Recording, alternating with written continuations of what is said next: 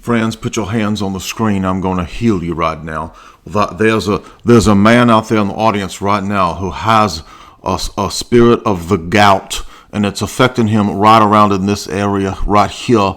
I would like to heal that man's gout, and so I would like you now to put your fingers upon the screen with me and pray right now with me that this gout would become a super gout, that this man would learn to live with his gout and realize his inner super gout powers that he now possesses. Put your hands on the screen, friends, and donate money right now. Heresies. Would you have ever thought that the TV preacher had his analog in the ancient world? Well, he does. And we're going to talk today about the top 9 heresies. I could have put 10, but I decided to do 9. The top 9, because 9's a more evil number, right? 9 is the number of initiation. The top 9 ancient heresies that have made their return. They're back because it's the same spirits behind those ancient heresies. So let's get into this. Now, this is going to function as my introduction to a longer series that I'm going to do. It won't be too long.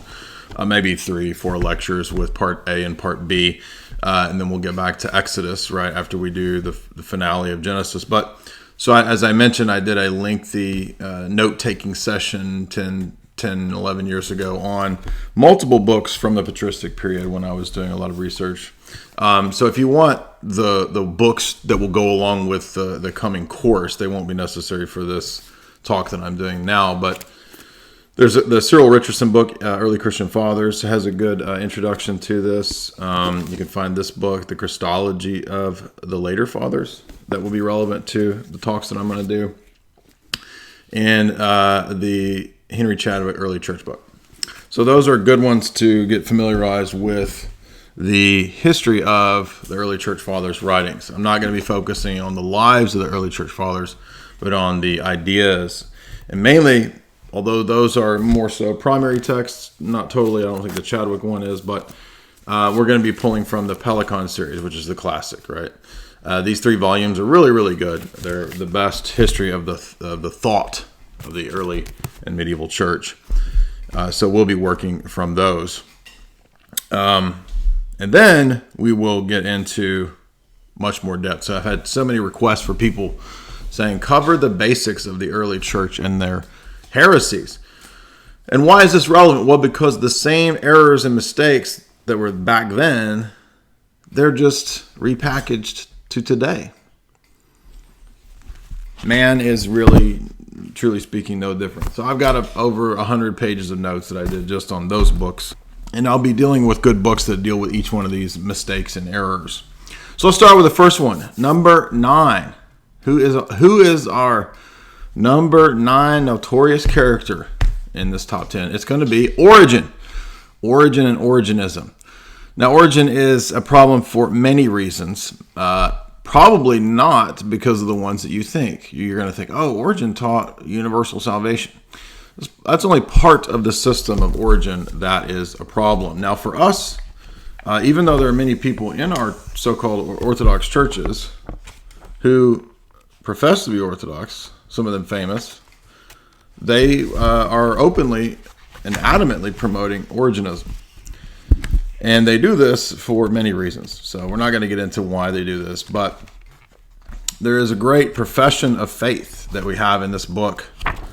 And the reason that this book matters is because this book is accepted, this letter of St. Sophronius of Jerusalem, that St. John of Damascus quotes many times, it's quoted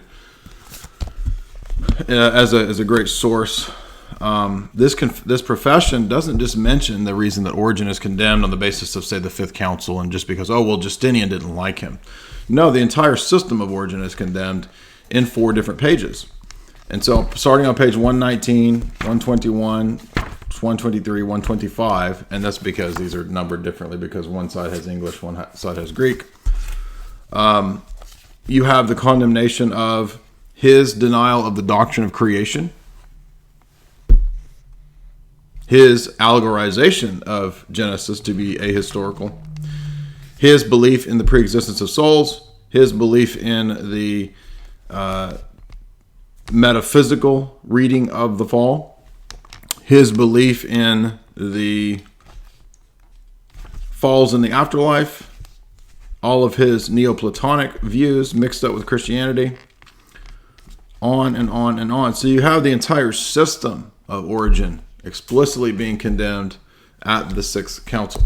This is accepted at the Sixth Council, you see. Not only at the Sixth Council, but it's also continued into the Trullo Synod. The Trullo Synod and the Seventh Synod also back up the condemnations of Origen. So we have 3 councils here now that, if we want to rehabilitate Origen, necessitates obviously that the church taught error as well, which of course many of these people who are attempting to rehabilitate Origen, they don't care. They don't have any problem rehabilitating Origen. Not only that, we have a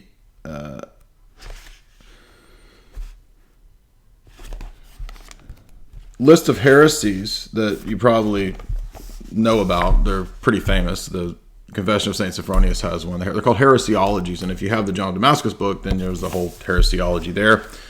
The Origenists are mentioned as paragraph 63.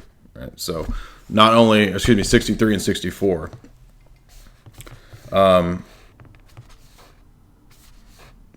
Paragraph 64. There's a different Origen that's paragraph 63. So 64 is about the followers of Origen.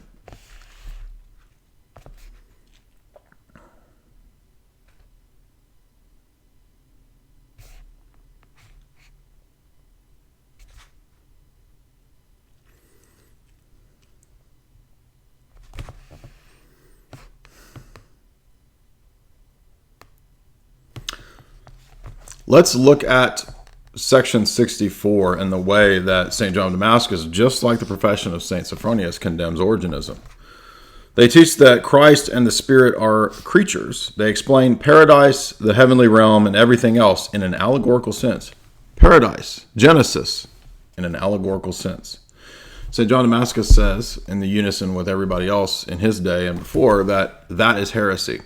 So you cannot hold to Origenism as a system, not just on the basis of his universalism, which is heretical, but also on the basis of his condemnation, resulting in his erroneous views of Genesis and the fall. Because obviously, if the fall is wrong and conceived of wrongly, then redemption is not correct, right? How can Christ be the second Adam if Adam is not a historical person? It's not rocket science here, and the Synod of Trullo backs that up by explicitly condemning those who would affirm that death existed before the fall. The other problem, of course, in Origen is the fact that Origen taught that the Son was in some sense a subordinate work. This is covered in the Bradshaw book on pages 163 and 164, as well as in many other books, God, History, and Dialectic, Volume 1, Free Choice, and Maximus Confessor, where we have what's called the Origenist problematic, where the doctrine of simplicity that Origen outlines in First Principles leads to the conclusion that the Son is at work or an energy of the Father, and if he's at work or an energy, then he has to be in some sense subordinate to the Father essence. That would mean that if fatherhood is identified with the essence of God, that God eternally had to have some creation over which he was provident, right? This would be the notion of a Platonic doctrine of eternal creation. So all of those, which that later, by the way, leads into Eunomianism and radical Arianism, which we'll see later on. But Origenism is relevant because Origenism is useful in the modern era to promoting not just ecumenism, but sort of New Agey perennialist ideas, that all the religions are essentially aiming at some basic generic skeletal structure of religion, and they're all just symbols or codes for this super religion, you could say. Next, we look at Hellenism and materialism. Now, you might be surprised because you think, why would you be linking Hellenism and materialism? Well, actually, once again, in the heresiology of John Damascus, and by the way, you'll notice that a lot of these errors and mistakes are actually just rehashed and repeated and connected to one another. You'll notice that one of the earliest heresies that is mentioned is Hellenism. Now, he doesn't mean Hellenism in the sense of Greek food and culture and whatever kind of ouzo liqueur. He's talking about Greek philosophy. He mentions the divisions then of the Greeks, the Peripatetics, the Pythagoreans, the Platonists, the Stoics, the Epicureans, and they're all listed as forms of heretics, right? Variations on the world being a body, on all of reality being, in some sense, ideas. And so these are explicitly heresies. They're also condemned right around his time in the Seventh Ecumenical Council, in what's called the Synodicon of Orthodoxy, which is a liturgical refrain that's sung in a lot of Orthodox churches on the Sunday of Orthodoxy, celebrating the Seventh Ecumenical Council's refutation of iconoclasm. So this alone, I think, is a strong argument against the non-canonical practices of the Latin Roman Catholic synagogue after this time period. So if we want to think about why this is relevant, what is materialism and Hellenism today? Well, it's random philosophical speculations combined with pantheism and or combined with evolutionary theory. Naturalism, Hellenism, these are the doctrines that St. John of Damascus outlines as heretical mistakes in his day.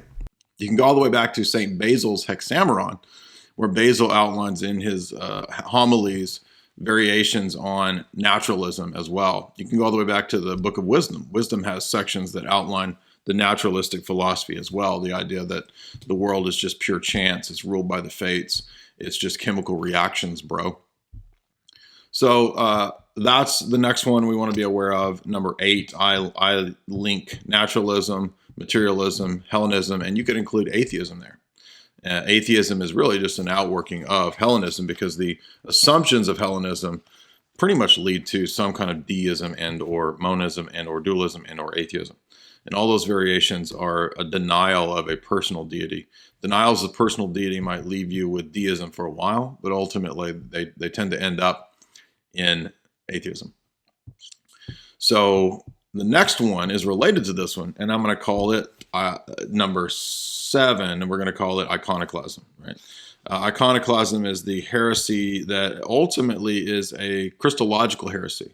So this is a dispute over the influence of Islamic thought at the time of the Seventh Ecumenical Council and before, which led to the destruction of the sacramental principle of material objects taking on symbolic meaning and conveying truths. So icons, for example, they teach us. They're written to teach us truths about Christ. As St. Maximus says, even the natural world, you could read it like it's a garment that Christ wears to teach us about Christ. It's like a book. St. Maximus uses that analogy in the Ambigua. So in the same way, we have to be consistent with our incarnational principle and how the incarnation affects the material world, and then how that spills over into our, not just our liturgy, but also our view of matter, right? Matter is not evil. Matter is not something that we have to fight against in some Gnostic sense. Matter is sanctified by virtue of the incarnation. Well, it's sanctified, first of all, because God created it, but God created it with the foresight of the incarnation. So matter has been taken up into God in a deified sense through the incarnation and ultimately in the transfiguration. And hence, as Paul says in Romans 8, all the created world will experience in different modes the participation in God through the transfiguration. So I'm going to say that iconoclasm is relevant today because most of the Protestant world, and even the Roman Catholic world, which you might not expect, is infected now with iconoclasm. So the Reformers, of course, without realizing that they had adopted a lot of Nestorian mistakes and Nestorian errors when they just split from the Western Church, the Latin Church, over their theological issues, they utilized soteriology as the basis, typically speaking, for why they split. Right? Justification by faith alone, which is justified on the basis of the Bible alone, et cetera, et cetera. But in doing so, this forced them to make their ordo theologiae, their order of theology, begin with soteriology. And then so Christology and the Trinitarian theology become an afterthought. When that's an afterthought, you usually get some kind of Christological heresy like Arianism or Nestorianism, which we'll mention here in a moment. But in the case of the Protestant world, you have this underlying just sort of assumption most of the time that it's always wrong to have an image of Christ. Well, this is actually Gnostic, because Christ, according to the New Testament, according to Paul, is the icon of the Father, right? The hypostasis of Christ is the direct icon of the divine hypostasis of the Father. And so by extension, the world, because of the Logos Logi doctrine, is also in a way a kind of icon of Christ in varying in different senses, right? And so we become little icons of Christ as well. So therefore, in the process of Christology over many centuries, iconography became a crucial debate, and the ancient church laid down many specific canons and principles for how the liturgy and the praxis of the church utilizes these icons. That's why for us, for example, the Roman Catholic Church began its iconoclastic departure not at the time of Vatican II with the adopting of a lot of Protestant principles of the liturgy, but rather back at the time of the Carolinian influence. So back at before the schism in the 8th, 9th, 10th centuries, you already had the beginning of a departure from the normative canons of the 7th Ecumenical Council on how to do liturgical art and so forth. Right. So eventually the Latin Church goes in its own direction, and you have the explosion of statuary and all these strange departures, such as forbidding children to partake of communion, the denial of paedo communion, right? All these innovations begin earlier even than 1054. So it's important to keep that in mind, that iconoclasm is not just a Protestant thing. It's not just this Muslim idea, again, that's ultimately fighting the incarnation. It's also now in the Roman Catholic world, precisely because specifically at Vatican II, you have the overwhelming influence of Anglican and Lutheran liturgical reformers that helps to draw up the new Mass. Okay, so that's worth mentioning, I think, as a major error. And in the history of Islam, the origins of Islam also in some sense come out of early Arian and Nestorian and Jewish ideology that influences the beginning stages of Islam. So hence their iconoclasm ideas.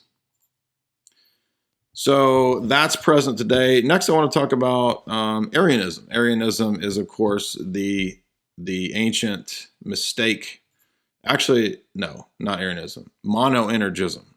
Monoenergism is one that you might not be aware of because this is the days of St. Maximus and the Sixth Council. And this is the idea that the human will has to be replaced, overridden, or irresistibly moved, and energetically, that there's only one energy present in the willing, and that namely is the divine will. There's no other way for men to be saved because man's will, naturally speaking, is in perpetual rebellion and movement away from God. So this is, of course, Calvinistic. It's also underlying a lot of Protestant theology, whether they know it or not. They don't have these sort of more nuanced distinctions that we have in our theology. But regardless, that idea is there, that God has to ultimately just kind of move your will so that you have a new heart, so that you're regenerated, so that you are effectually called. Now, we wouldn't have a problem with the divine energy and power becoming part of our being. It does. That's what theosis is. But what they don't understand is that there's a created energy and will that's proper to human nature, and there's the uncreated energy and will that's proper to the divine, and that there's a synergy. There's never a replacement of this. If there was a replacement of this, then we would be monothelites. We would be monoenergists, and we would affirm the Monophysite doctrine. We would have to, because we would affirm the idea that the divine power in the incarnation replaced and overpowered the human energy and will in Christ. But we don't teach that. We teach that Christ had a human will and energy that was naturally operant, and it was never replaced or destroyed or ceased, right? That's why you can't have the notion of grace replacing will. So in that sense, the monoenergist position is another aspect of the Calvinist Protestant view, which even if you're not a Calvinist as a Protestant, or even if you're a Lutheran, or if you're just some sort of evangelical who, I just had to pray and like God did it all, bro. Like that's still the same idea, you see. And it's really unclear in these sort of simplistic views as to, well, do you have to pray the sinner's prayer? Is that a work that you do? Is the work that you do the mental noetic action of having faith in Christ? Or is it actually having an intellectual understanding of the doctrine of sola fide itself that saves you? You'll never get a coherent answer from Protestants. You will get as many answers as there are Protestants. So none of these doctrines are at all applicable to us because we see them as variations on many of these ancient heresies, including libertarianism. By that, I don't mean the political philosophy. I mean the heresy that we'll see coming up pretty soon. It's a version of Gnosticism. It's a version of, it's just basically pre-list is what we're going to say. So let's keep in mind that monoenergism in Christology, which we may not think is that relevant, is actually present today with us in a lot of erroneous Protestant views. Next, I want to mention the fifth mistake. The fifth error, which we see today, which is probably the one that you've heard of, which is Arianism.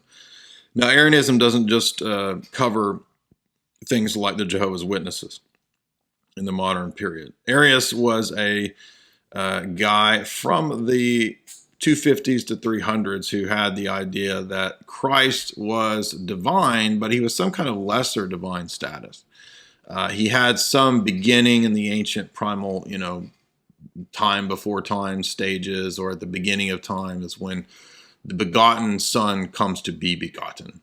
So what you have here is an assumption that the temporal terms or words like begotten or caused, when we read those or interpret those into God, into the Godhead, into the Trinity or diunity or binity or whatever it is you might think, then there has to be a one-to-one correspondence of the meaning. So if temporal causes have a beginning and an end, then there must be some notion of cause in God that has either beginning and end or subordinate status. If the Father is truly speaking God and fatherhood is equal to the divinity and the simplicity and the essence of God, then anything else has to be lesser, lower, secondary, subordinate, or created or temporal in some sense. And that's why you get Arianism teaching subordinationism. So that's the basic idea here. And you'll have a lot of different opinions. You'll have semi-Arianism, you'll have radical Arianism, you'll have what becomes Eunomianism eventually. There's a lot of different possibilities for that system. But again, yes, today it's true that we could think of something like the Jehovah's Witnesses, but the Jehovah's Witnesses don't have that much power in the world. So how is Arianism the most prevalent, one of the most prevalent? I'm putting it at number 5 here, because most modernism and atheism and liberalism and social justice stuff that will appeal to Jesus, social gospel, this kind of stuff, progressivism, liberalism, they will appeal to Jesus as Jesus, the Arian Jesus, you see. And this is like adoptionism, right? The same idea. It's also an Arian type of doctrine. The idea that there was a really good man who really embodied the idea of what we're supposed to be, this moral example. And we need to strive to be a good dude like him. And it doesn't really matter whether you think that he was a human guy who had a special moral union with God, or whether you think that he was some avatar who was the first of God's creations. Any of those, it doesn't really matter, because it's just a creature that we're trying to strive to be like. So Jesus is like this archetype creature that we want to imitate. And most of the time, these doctrines of salvation, if you want to call it salvation, are equated to some form of moralism. The idea is that Jesus came to give us a moral example that we strive to keep the 10 Commandments or whatever to be like him. That's not what salvation is in the New Testament, and it's not what salvation is in the Orthodox traditional sense. Salvation is not just a moral appropriation of the characteristics of God or Christ, but in fact to participate in the very life of God, to regain the presence of the Holy Spirit. For us, that's theosis. And so salvation is, yes, there is a moral dimension to salvation, but it's not strictly only a moral thing. Salvation is a miraculous action that God initiates via the incarnation, namely God himself becoming incarnate, because only God could save us. Another creature can't save us. And this is why at the Council of Nicaea, Arianism becomes such an important debate, because this is what hinges salvation. If we're just striving to be like another creature can't give you immortality, bro. That's the problem. You need divine life itself to be immortal, to have everlasting life. And so if you read John 17, that great high priestly prayer of Christ, you'll see Jesus saying that he has the exact same glory that the Father has. If Jesus was a creature, that would be blasphemous. That would be idolatry. But if he's the second person of the Godhead, then he not only has the same glory, he also has the right to transfer that glory to us, which he says in John 17, that he came to give us the same glory that he possessed with the Father before the foundation of the world. That glory is created, whether it's the Roman Catholic doctrine of created grace, or whether it's the Arian doctrine of a created Jesus dude that we're trying to strive to be like in a moral sense. Those two doctrines can't save you. You have to have an actual participation in the uncreated life of God. That's why this is a doctrinal salvation issue. And all of even if they don't know about it, if you're just doing a social gospel application of who Jesus is, bro, to try to save the world, that's not only is it not going to save the world in a eternal salvation sense, it's not even going to save the social order in a social justice sense. So I would say Arianism actually underlies all of the projects of secular social justice, whether they know it or not. Next, I would say, is Nestorianism. Nestorianism, of course, is the classic error of Nestorius of Constantinople, who was opposed, of course, by the great St. Cyril of Alexandria. So I would highly recommend this book if you really want to get deep into this topic. There's many, many more, but that's the good introductory part where we start. The Bathrelos book on Byzantine Christ is another great, deeper dive into that topic. Leontius of Jerusalem is also great on that topic. But what we have here is the idea, it's a little bit of a variation that's similar to Arianism, but not the same. Nestorius had no problem saying that there was a second person of the Godhead, right? There's the Logos, and he's fully divine. But what he did was, when he became incarnate, the second person of Godhead, Jesus, the Logos, you could say. Well, I don't know if we can call him Jesus. We're not going to call him Jesus for right now. We'll call him the Logos. What the Logos did was he decided that he needed to find the right guy, the right dude out there. And so he found a guy who was a perfect avatar, the dude Jesus of Nazareth, that he could be united to. And there wasn't just a merely moral union. There was a real presence of the Logos here in some special sense, in this really holy dude, Jesus of Nazareth.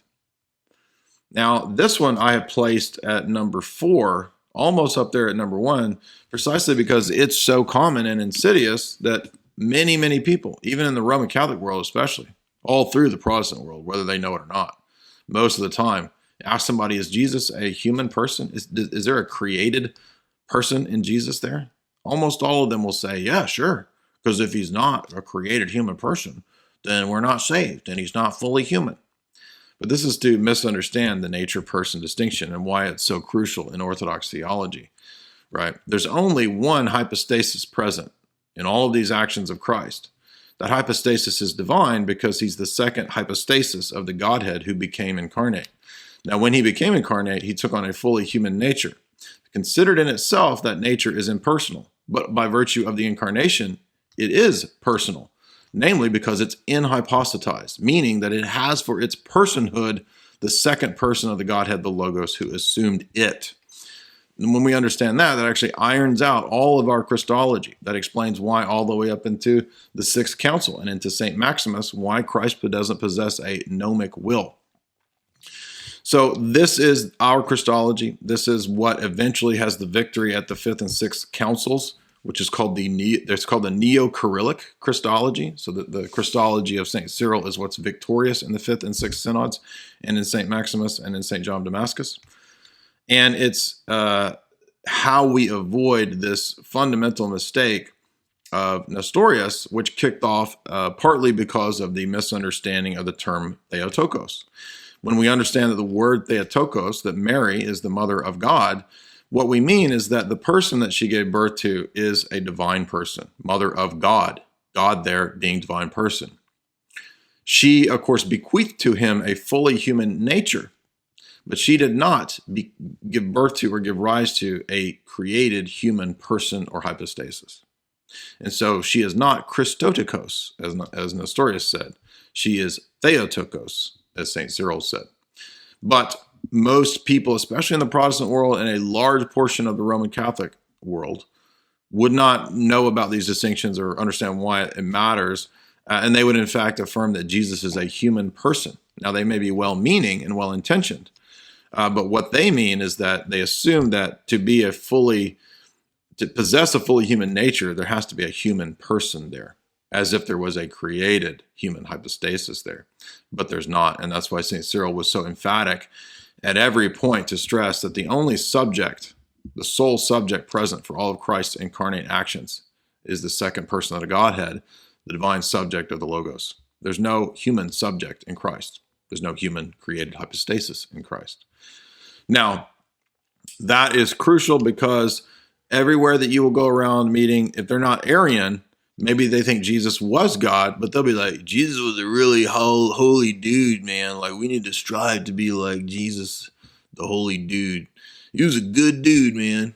Right? This is like hippie Jesus. Boomer Garcia would love hippie Jesus. You need to be more like Jesus, man. He was like a pacifist. He was a good dude, man. Like, he probably would have smoked weed like everybody else, man, and just like been like, let's all just chill out, dude.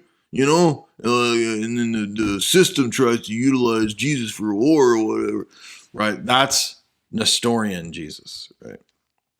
Or Arian Jesus, alternately, either one.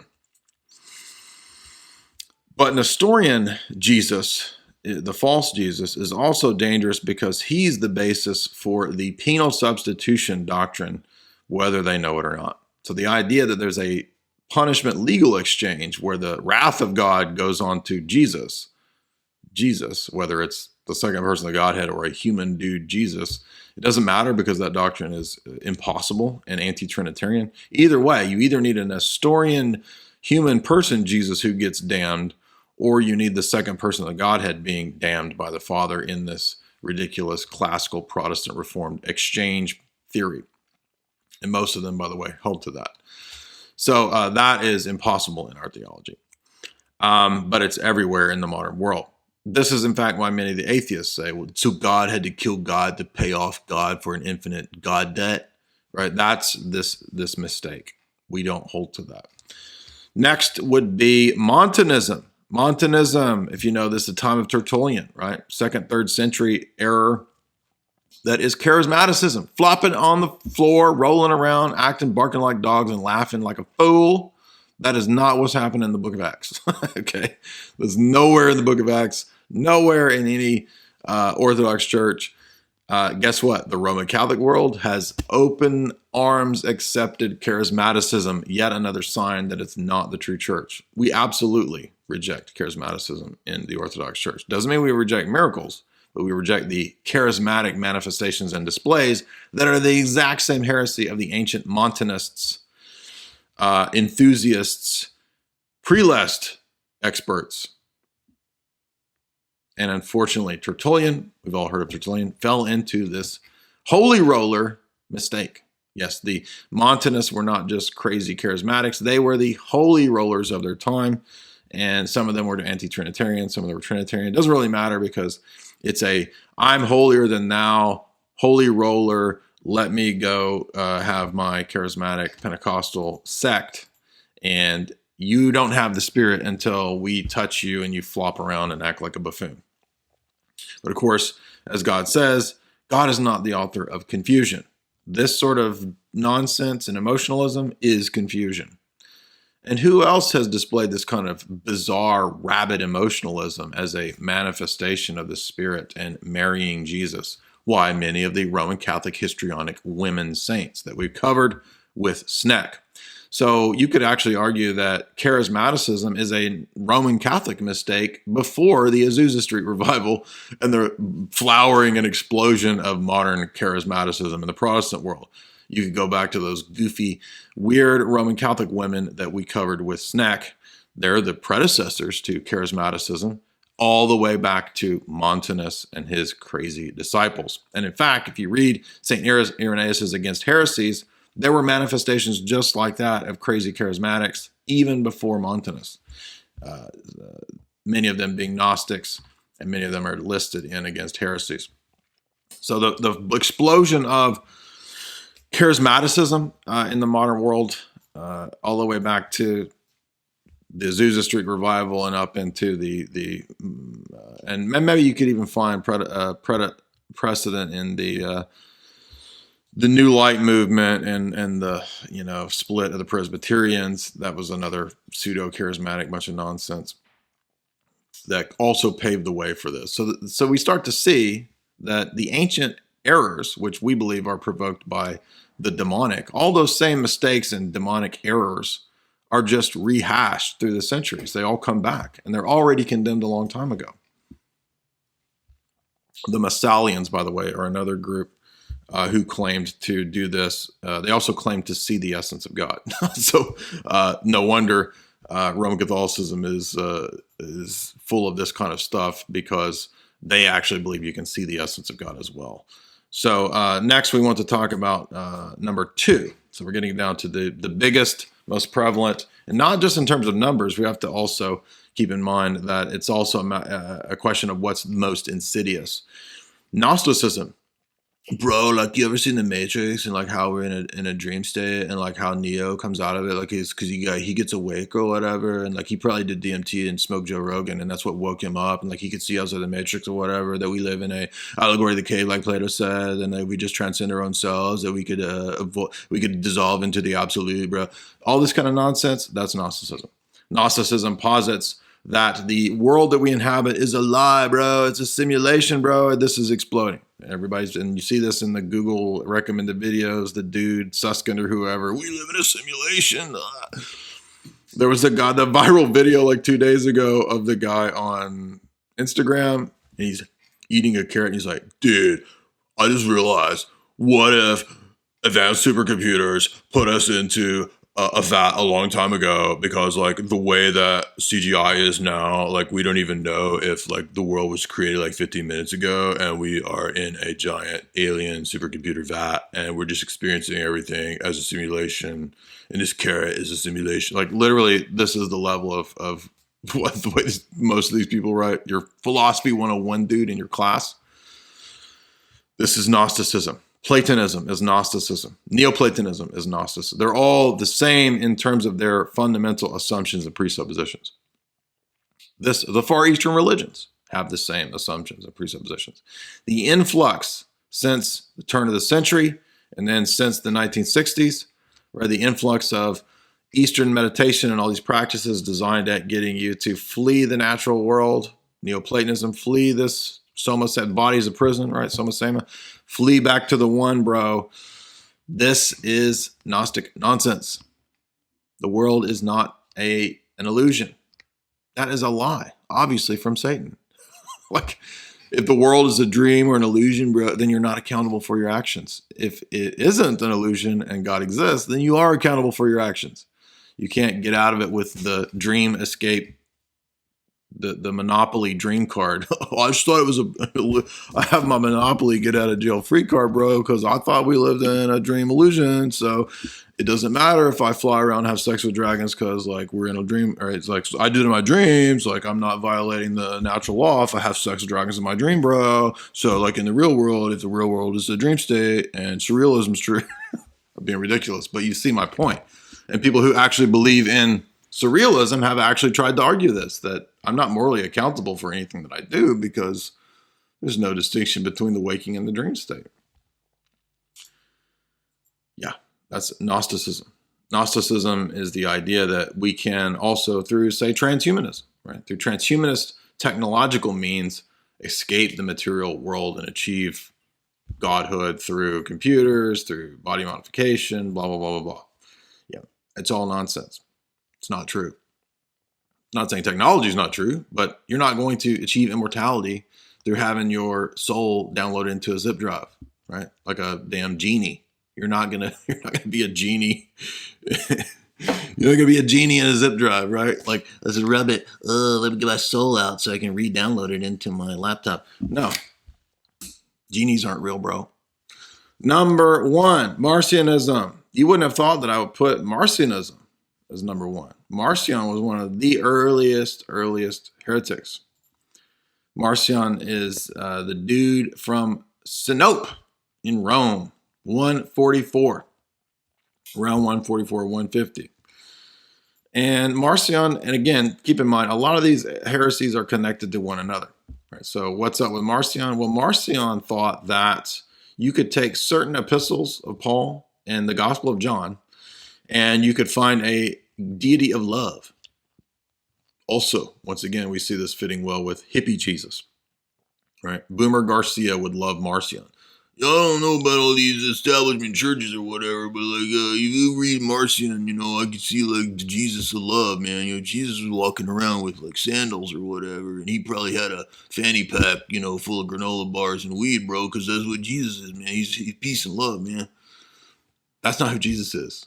Jesus is the same theophany in the Old Testament. He's the same angel of the Lord that conquered Palestine, right? He's the pillar of cloud and fire in Exodus. So to think that Marcionism is somehow reconcilable with Christianity is not only ludicrous and absurd, it's one of the earliest heresies, and it's condemned and listed in all the heresiologies. But guess what? Everybody who believes in higher criticism, everybody who believes that the Old Testament is full of errors and mistakes and ahistorical, and is full of lies and deception, everybody who believes that the Old Testament God is a vengeful, wrathful demon, which is blasphemous because Jesus is the Old Testament God, you clown. That's all condemned as Marcionism. And guess what? I hear Orthodox so-called people espouse Marcionism all the time, whether they know it or not. And in fact, it's often combined with the acceptance of theistic evolution. I'm not saying that there's necessarily a direct correlation between the two, but the people who believe in theistic evolution a lot of the time will also believe that the Old Testament God is a mean God. He's evil, right? Many, many, many heretics believe this. This is the heresy of Marcion, and Marcion is the earliest heretic. Marcion also attempted to compile an early biblical canon, which is interesting because the biblical canon took many centuries for the Orthodox Church. But ironically, he's one of the first biblicists. He was a Protestant. So there you have it, Marcionism, underlying higher criticism. Nothing has been more devastating to the world of Christianity in the last 5-6 centuries throughout the entire world, West and East, than Marcionism, higher criticism, Darwinism. Darwinism is part of the solution when higher criticism eroded belief in the Gospels, in the writings of Moses, in the biblical text. That pretty much undercuts the entire religion, doesn't it? Of course it does. Obviously it does. It's not rocket science. It's obvious it does. What do you get as a replacement? Well, you can say it's all allegories. If it's all allegories, then we run into this Pandora's box of how we have an actual salvation in Jesus. Well, for most of the world, in the last several centuries, they absolutely were fine with giving up the validity of the text, the historicity of the text, and therefore accepting a Jesus as an exemplar, Jesus as a good dude, man. So hippie Jesus is not the Jesus of the first 7/8 ecumenical councils, however, right? So that's the thing, is that you can't really mesh orthodoxy in the church of the first millennium with the Jesus who is Marcionite, the loving hippie Jesus, the Jared Leto Jesus, you could say, or the Boomer Garcia Jesus, or the Nestorian Jesus. So that's my top 9 heresies that have all come back with a passion. And modernism, you could say, postmodernism, they're all variations. And all of these heresies are in many ways interconnected and linked. So they're not operating necessarily in a vacuum either. And I think the big kicker here is that it's the same spirits in the ancient world that were promoting those heresies that are promoting the heresies today. This is Jay Dyer of Jay's Analysis. Hope you liked this video. If you did like it, get ready for the full course. Subscribe, like, share, and all that stuff. And I will see you soon.